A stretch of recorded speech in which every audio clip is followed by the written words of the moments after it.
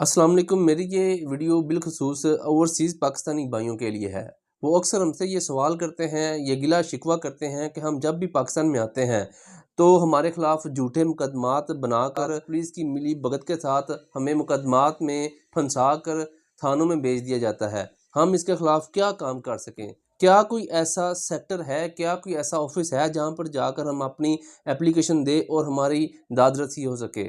तो जी हाँ, आपके खिलाफ अगर कोई झूठा बेबुनियाद मुकदमा दर्ज रजिस्टर्ड हो जाता है, सबसे पहले तो आप पुलिस के साथ ताउन करें।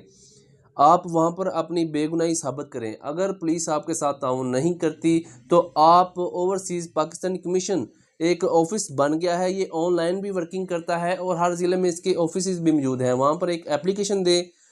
ये एप्लीकेशन जो है डीपीओ को मार्क होगी, वो आपकी इंक्वायरी के लिए इस तमाम मैटर्स की इंक्वायरी के लिए एक एसपी रैंकिंग